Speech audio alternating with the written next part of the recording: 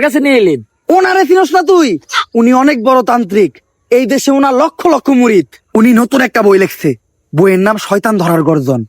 যেই বই পইরা নতুন কইরা লাখ লাখ মানুষ তান্ত্রিক হইতাছে।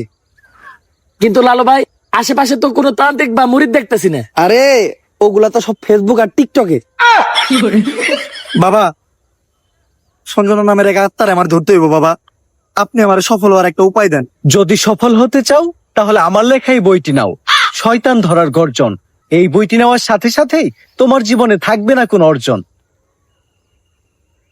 আমি কথা দিয়ে কথা রেখেছি, শয়তান আসেনি তো ফিরে। আমি শয়তান তাড়ানো গল্প লিখেছি আমার সারাটি জীবন ধরে। আমি অন্ধকারে মোমবাতি জ্বালিয়েছি, তবুও পাইনি ভূতের খোঁজ। আমি ভূতের অপেক্ষায় ছিলাম, ভূত নিজেই হয়েছিল নিখোঁজ। শয়তান ধরার গর্জন, পৃষ্ঠা নাম্বার চুদলিংপং। বাবা, এটা তো মন্ত্র না, ছন্দ কইলেন। মার্কেটে আপাতত ছন্দই চলে। বাবা, বইটা একটা আমারও লাগবো, দাম কত এটার? মাত্র 1000 টাকা। 1000 টাকা দিয়ে আর কিনুম? 1000 টাকা হাতে নিয়ে ভূতের ডাক দিলে ভূত নিজেই ফেলতে পড়বো। 1000 টাকা দিয়ে বইয়ের দাম, এই বইয়ের বিশেষত্ব কি? এই বইটা আমি আমার নিজ হাতে লিখেছি। দেখি, হাতের লেখা এত খারাপ? দেখি বইয়ের প্রথম পৃষ্ঠায় কি লেখা? মানুষকে ভোদাই বানানোর 100টি উপায়। 1000 টাকা দিয়ে 120 পৃষ্ঠার এই বইটি নেন আর ঠাস কইরা ভোদাই হয়ে যান। এখন সফল হইতে গেলে তো এই বইটা লাগবেই, তো এই বইটা আমি নিয়ে গেলাম। বইয়ের টাকাটা?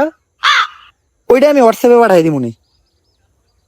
গুরু, আজকের থেকে আপনার লেখা এই বইটা পইরাই আমার শয়তান ধরার যাত্রা করলাম শুরু।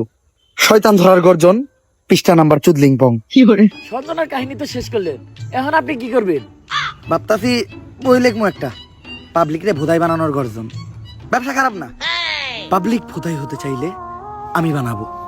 পাবলিককে ভোদাই বানানোর এই উপায় পুরো দুনিয়াকে জানাবো।